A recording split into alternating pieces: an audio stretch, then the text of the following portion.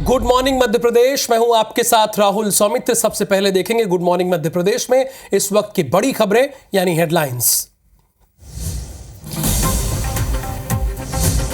बुरहानपुर के साग फाटा railway track पर डेटोनेटर ब्लास्ट में कार्रवाई। आरपीएफ ने एक आरोपी के खिलाफ दर्ज किया केस, जांच जारी। गुना के धर्मांतरण मामले में 5 लोगों के खिलाफ एफआईआर दर्ज। पुलिस ने 5 आरोपियों को हिरासत में लिया। सामूहिक प्रार्थना का वीडियो IBC 24 के पास। बैतूल में थपोड़ा के आदिवासी कन्या आश्रम में टॉयलेट के पास सीसीटीवी कैमरा लगाने का मामला। अधीक्षिका के बेटे और चपरासी पर गंभीर आरोप। भोपाल की 80 से अधिक कॉलोनी में वाटर सप्लाई रहेगा प्रभावित। कोलार वाटर प्लांट में तकनीकी खराबी के कारण 2 दिन शटडाउन।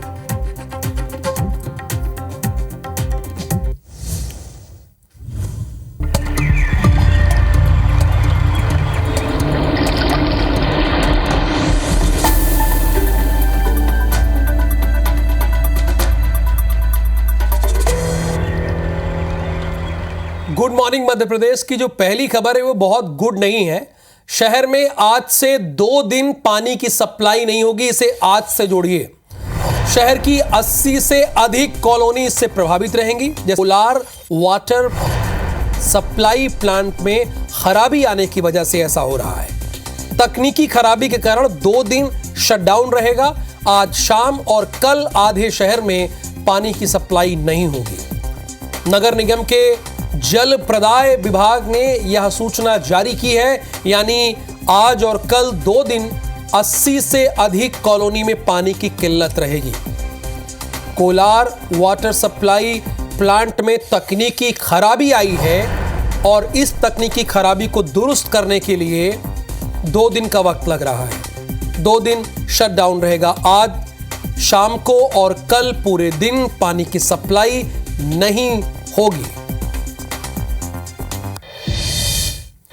खबर मुरैना से। जंगली जानवर हायना ने लोगों पर अटैक किया है। ग्रामीणों ने वन विभाग को इस बात की सूचना दी है। इलाके में वन विभाग की सर्चिंग जारी है। ग्रामीणों को खेतों पर अकेले नहीं जाने की अपील की जा रही है। उनसे कहा जा रहा है कि आप अपने खेत में अकेले मत जाइए। कम से कम अगर बहुत जरूरी ना हो तब तो ना जाइए। अगर जरूरी है आपको जाना है तो कम से कम 4-5 लोगों को एक साथ लेकर वहां पर जाइए। हालांकि वन विभाग लगातार सर्चिंग कर रहा है। सर्चिंग ऑपरेशन जारी है। ग्रामीणों को खेतों पर अकेले नहीं जाने की सलाह दी जा रही है।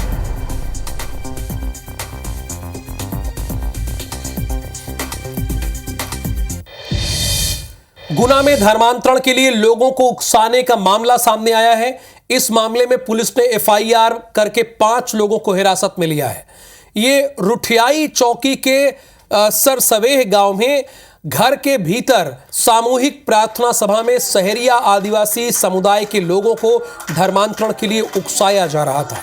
महिलाओं और ग्रामीणों को गिफ्ट और रुपयों का प्रलोभन देकर धर्म परिवर्तन करने के लिए प्रेरित किया गया था। घटना का वीडियो भी अब सामने आ गया है।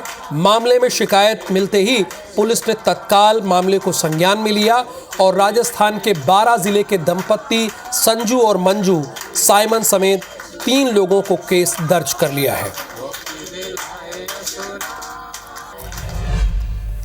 नीरज योगी है इस वक्त हमारे साथ लाइव हैं गुना से। नीरज, क्या ये लोग धर्म परिवर्तन करा रहे थे, दबाव डालकर धर्म परिवर्तन करा रहे थे? क्या कहना है यहां पर लोगों का और कितनी की संख्या में लोग उस वक्त प्रार्थना सभा में मौजूद थे? जी बिल्कुल, मैं आपको बता दूं कि सारस में एक गांव है रुठियाई के पास में। यहाँ पर गरीब शहरी आदिवासी जाति के लोग यहाँ पर रहते हैं और यहाँ पर जो है एक दंपत्ति है जो राजस्थान का रहने वाला है। वो लगातार यहाँ पर आ रहा था और इन लोगों को कहीं ना कहीं इस तरह से ब्रेन वॉश किया जा रहा था कि आपके घर में अगर कोई भी समस्या है तो उसे कहीं ना कहीं प्रभु ईसा मसीह सही करेंगे और उन्हें पैसे का प्रलोभन देकर और गिफ्ट देकर उन्हें धर्मांतरण के लिए प्रेरित किया जा रहा था। और लगातार यहाँ पर गुना के फतेहगढ़ क्षेत्र और रुठियाई के सारसवी गांव में ये नेटवर्क चालू था और इन्हें कहीं ना कहीं यहाँ के जो लोग हैं उन्हें राजस्थान ले जाया जाता था और उन्हें कई तरह के इस तरह के उनको ब्रेन वॉश किया जाता था। लेकिन बीते रोज क्या हुआ कि यहाँ पर एक जो व्यक्ति है, जो गांव का एक जागरूक व्यक्ति है, उसने देखा कि मैं आपको एक और यहाँ पर शब्द लेना चाहूंगा कि एक धर्मांतरण को लेकर यहाँ पर अंधविश्वास की भी तस्वीर सामने आ रही है। कि मैं अंधविश्वास की तस्वीर इसलिए कहा जा रहा है इसे, क्योंकि यहाँ पर जो लोग, ये दंपत्ति यहाँ पर पहुंचे थे, वो इन्हें इस तरह की सीख देते थे कि अगर घर में कोई बीमार भी अगर व्यक्ति है तो उस पर भी प्रभु कृपा करेंगे, उसे डॉक्टर को दिखाने की आवश्यकता नहीं है और उसे यहाँ पर घर में प्रार्थना सभा कराई जाए, उससे कहीं ना कहीं मानसिक और किसी भी तरह का जो रोगी है वो ठीक हो जाएगा। तो कुल मिलाकर एक अंधविश्वास की तस्वीर थी और जिस तरह से जागरूक व्यक्ति है उसने देखा कि आखिर इस तरह से लोगों का ब्रेन वॉश किया जा रहा है, तो उसने कहीं ना कहीं इस बात की सूचना पुलिस को दी। इसके बाद पुलिस हरकत में आई और यहाँ पर 5 लोगों के खिलाफ अब मामला दर्ज कर लिया गया है, जिसमें एक साइमन दंपति है जिसका नाम संजय साइमन, मंजू साइमन, जो बापची नगर 12 राजस्थान के रहने वाले हैं। वहीं बाल मुकुंद सहरिया, सावित्री सहरिया सारसबे गांव के रहने वाले हैं और एक पिंकी सहरिया जो कलोरा फतेहगढ़ क्षेत्र की रहने वाली हैं। इन 5 लोगों के खिलाफ फिलहाल मामला दर्ज किया गया है और कहीं ना कहीं इस नेटवर्क को खंगाला जा रहा है। मौके से कई सारा चीजें मिली है। देखिए, एक बात यहाँ पर सामने है, जैसा कि हमारे सहयोगी नीरज बता रहे हैं कि पैसों का प्रलोभन देकर और अंधविश्वास के मकड़ जाल में लोगों को फांसकर धर्म परिवर्तन के लिए प्रेरित किया जा रहा था। तो जाहिर सी बात है, ये तो जघन्य अपराध की श्रेणी में आएगा। अब अपने दर्शकों को बैतूल लेकर चलेंगे इस खबर के बाद। अब बैतूल के थपोड़ा के आदिवासी कन्या आश्रम में टॉयलेट के पास सीसीटीवी कैमरा लगाने का एक मामला सामने आया है। छात्रावास में रहने वाली छात्राओं ने अधीक्षिका के बेटे और चपरासी पर गंभीर आरोप लगाए हैं। कलेक्टर के आदेश पर आदिम जाति कल्याण विभाग की सहायक आयुक्त और ब्लॉक शिक्षा अधिकारी की टीम छात्रावास में जांच करने के लिए पहुंची। टीम को टॉयलेट से 20 मीटर दूर सीसीटीवी कैमरा मिला है। छात्रावास की अधीक्षिका और चपरासी ने कैमरे को तुरंत हटा दिया। छात्राओं ने बताया कि छात्रावास में टॉयलेट के नजदीक सीसीटीवी लगा होने से हम बहुत ही असहज महसूस करते हैं, इसमें कोई दो राय भी नहीं है। छात्रावास अधीक्षिका का बेटा और चपरासी हम पर गंदे गंदे कमेंट करता है। आपको यह भी बता दें कि इससे पहले भी छात्रावास में सीसीटीवी कैमरे को लेकर विवाद शुरू हुआ था, जिसके बाद सारे सीसीटीवी कैमरे हटवा लिए गए थे। कैमरे पहले से लगे थे, वो जो नई मैडम आई थी ना, उन्होंने कैमरा चालू करके हमारे वॉशरूम तरफ कर दिया। हम नहाते धोते हैं, सब दिखता है उधर। और उनका उसका जो बेटा है ना, उसकी ना बहुत गलत नीयत है सर कि यहाँ की लड़कियां बहुत अच्छी है, इनको भगा के ले जाएंगे, ऐसे करके बोलता है सर। और यहाँ का जो चपरासी है ना सर, खाना बनाने जाता है, दिलीप पवार, उसकी भी गलत नजर है सर। कैमरा लगे हैं, पहले बंद थी, पहले की मैडम तब थी, तो ये मैडम आके चालू करे और वॉशरूम तरफ कैमरा की इधर ये कर दी और उसको चालू किए। हम बच्चियों का कहना था कि सर ये जिस दिन आई है उस दिन चालू कर दी, तो हमने कहा ठीक है बेटा, इसे बंद करके बाहर लगवा देते। तो हमने उसे कल बाहर लगवा दिया। फिर बोले ये चपरासी बदमाश है, वो 20 साल से वहां काम कर रहा था, तो उसको भी हमने बदल दिया कि तुम उधर जाओ। नंद किशोर पवार बैतूल से हमारे साथ लाइव जुड़े हुए। नंद किशोर, बड़ी सीधी सी बात है कि अधीक्षिका का बेटा वहां कौन होता है ये बताने वाला कि सीसीटीवी कैमरा लगाया जाएगा नहीं लगाया जाएगा। जब उसके खिलाफ इतनी कंप्लेन है और छात्राएं खुलकर बोल रही हैं, तो पुलिस ने उसे गिरफ्तार किया, उसके खिलाफ एफआईआर दर्ज की या नहीं की? देखिए, इस मामले में सीधे तौर पे जो ब्लॉक शिक्षा अधिकारी है, ब्लॉक शिक्षा अधिकारी का कहना है कि मामला स्कूल प्रबंधन से जुड़ा हुआ था। तो जो अधीक्षिका इसके बच्चे के खिलाफ किसी तरह की कोई कार्रवाई उन्होंने नहीं की है और ना ही चपरासी के खिलाफ किसी तरह की एफआईआर दर्ज हुई है। इन्होंने कार्रवाई के नाम पर अधीक्षिका जो वहां पर है, अधीक्षिका को हटा दिया है, साथ साथ जो वहाँ का प्यून है, इन दोनों को यहाँ से हटा दिया गया है। और बच्चियों को सहज महसूस करने के लिए उनका कहना है कि कैमरे जो हैं वो अब हमने यहाँ से दूर कर दिए हैं, बंद कर दिए हैं। ये सारी चीजें इस तरह से वो सफाई देते नजर आ रहे हैं। लेकिन इस मामले में बड़ी बात यह कि जिस तरह से बालिका छात्रावास है, बालिका छात्रावास के करीबी स्थल पर इस तरह के सीसीटीवी कैमरा लगाना क्या न्याय चीज है? सबसे पहली बात तो प्रशासन को इस ओर गौर करना चाहिए कि सीसीटीवी कैमरा बाहर से निगरानी करने के लिए, ना कि भीतरी किसी चीज को दिखाने के लिए। अगर ये कैमरे लगाए गए तो इनका पर्पस क्या था? 20 मीटर दूर भी अगर लगा है 20 मीटर दूर से भी अगर वो बाथरूम अगर बच्चों का कैप्चर कर रहा है तो कहीं ना कहीं एक बड़ा दुखद पहलू है कि ऐसी जगह कैमरे लगाना कहीं ना कहीं बेकार बात है और गलत है और न्यायोचित नहीं है। इनके खिलाफ कार्रवाई होनी थी, लेकिन कार्रवाई के नाम पर सिर्फ यहाँ से हटा दिया गया इनको। और यहाँ पर एक चीज ये भी देखने को मिली है कि कैमरे जो पहले से लगे थे, कैमरे को लेकर पहले भी विवाद हुआ था। जो पूर्व की अधीक्षिका है और जो वर्तमान अधीक्षिका है, इन दोनों में कहीं ना कहीं पदभार ग्रहण करने को लेकर के एक लड़ाई चल रही है। ये शायद इस पहलू का एक बड़ा मुद्दा सामने नजर आ रहा है कि दोनों ये चाहते हैं कि किसी तरह से छात्रावास पे इनका आधिपत्य बना रहे। इसको लेकर के शायद हो सकता है कि ये पूरी प्री प्लानिंग के तहत ये दोनों इस तरह से अपना इस कार्य को अंजाम दे रही। धन्यवाद नंद किशोर पवार इस जानकारी के लिए आपका। एक अगली खबर पर मुझे जाना है जो कि खरगोन जिले से है। यहाँ सनावत थाना एक पड़ता है। जूना पानी स्थित जवाहर नवोदय विद्यालय में रैगिंग का मामला सामने आया है और ये 9वीं का छात्र है जिसके साथ रैगिंग हुई है और रैगिंग जिसने की है वो 11वीं का छात्र है, मारपीट की है। पीड़ित छात्र के पिता ने बताया कि उन्हें सूचना मिली कि उनके बेटे की तबीयत खराब है। जब वहां पहुंचे तो उनको मालूम हुआ कि उनके लड़के के साथ मारपीट की गई है और सीनियर छात्रों ने मारपीट की है जो 11वीं में पढ़ते हैं।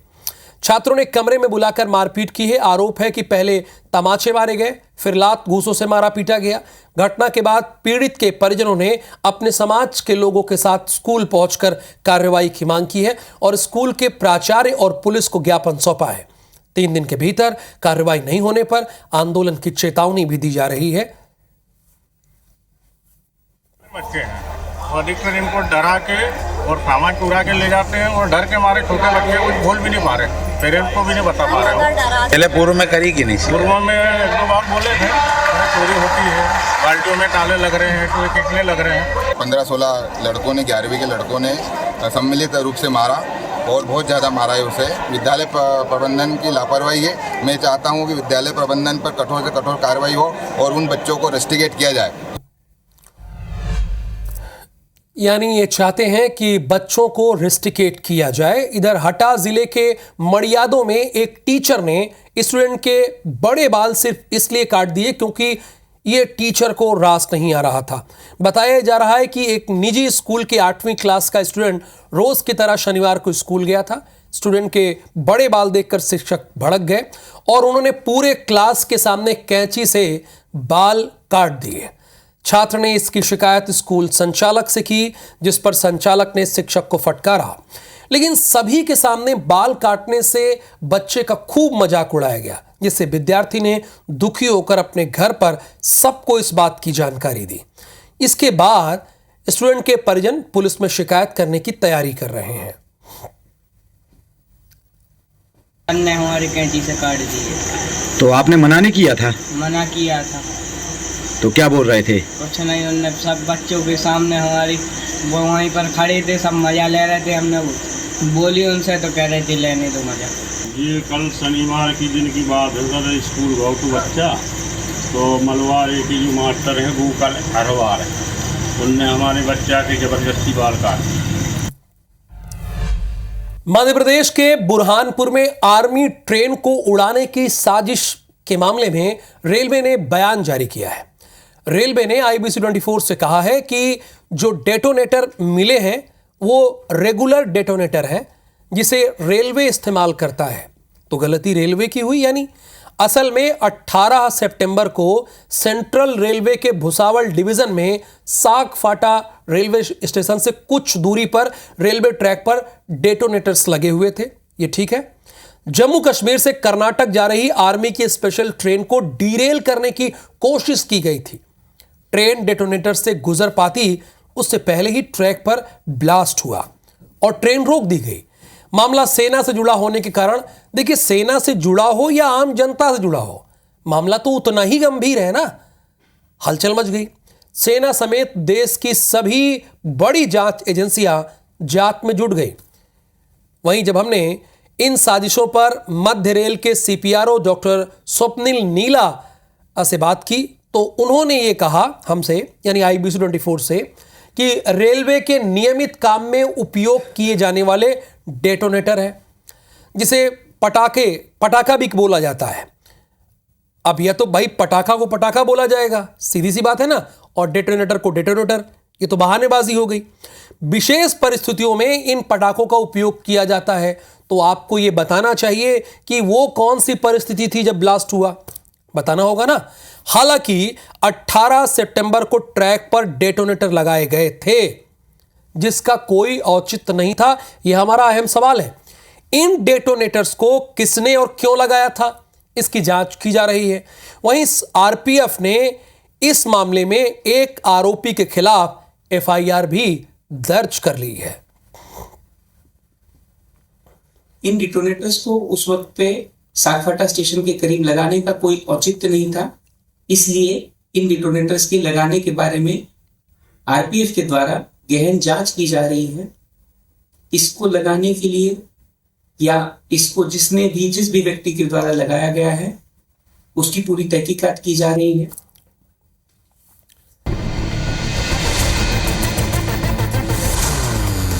रायपुर में सीएम विष्णुदेव साय आज इंदिरा गांधी कृषि विश्वविद्यालय जाएंगे। स्थापना दिवस और सम्मान समारोह में शामिल होंगे। छत्तीसगढ़ बीजेपी आज राहुल गांधी के खिलाफ विरोध प्रदर्शन करेगी। आरक्षण के मुद्दों को लेकर बीजेपी प्रदर्शन करेगी। जांजगीर के भाजपा कार्यालय में सदस्यता अभियान के तहत बैठक हुई। यहां भाजपा के प्रदेश महामंत्री, सांसद और पूर्व नेता प्रतिपक्ष मौजूद रहे। एआईसीसी की प्रदेश प्रभारी जरिता फलांगे एक दिवसीय प्रवास पर बलरामपुर पहुंची। राजीव भवन में उन्होंने कांग्रेसी कार्यकर्ताओं और पदाधिकारियों से मुलाकात की। केशकाल घाटी में अभी भी जाम लगा हुआ है। 7वें मोड़ पर ट्रक खराब होने के कारण जाम लगा हुआ है। जगदलपुर के स्टील प्लांट में बस्तर परिवहन संघ ने चक्का जाम किया। परिवहन दर को लेकर नाराजगी व्यक्त की। मुख्यमंत्री कैंप कार्यालय बगिया में रायगढ़ के 200 ग्रामीण पहुंचे। पंचायत सचिव की मनमानी को लेकर करोड़ों की भ्रष्टाचार की शिकायत की। बलरामपुर में हुए सड़क हादसे में ग्रामीण की मौत हो गई, लेकिन अब तक पुलिस ने कोई कार्रवाई नहीं की। जांजगीर में चिटफंड कंपनी के निवेशकों ने जेल भरो आंदोलन किया और तहसीलदार को प्रधानमंत्री के नाम ज्ञापन सौंपा है। भिलाई में नगता तालाब की दुर्दशा को लेकर वार्ड वासियों ने अनोखा प्रदर्शन किया। जनप्रतिनिधियों की सद्बुद्धि के लिए तालाब किनारे हवन किया गया। सन्ना जसपुर मुख्य मार्ग पर सैकड़ों किसानों ने चक्का जाम किया। किसान आवारा मवेशियों से परेशान हैं। तिरुपति बालाजी के महाप्रसादम में चर्बी मिलाने का पखानजूर में हिंदूवादी संगठनों ने विरोध किया। दोषियों पर कार्रवाई की मांग की। दुर्ग जेल में बंद विचाराधीन बंदी की मौत के मामले में आपको ये बता दें कि मृतक के परिजनों ने सरकारी नौकरी और 50 लाख के मुआवजे की मांग की है। सारंगल बिलाईगढ़ पुलिस ने 55,000 का गांजा जब्त किया है। 2 महिला समेत एक पुरुष को गिरफ्तार किया है। कोरबा में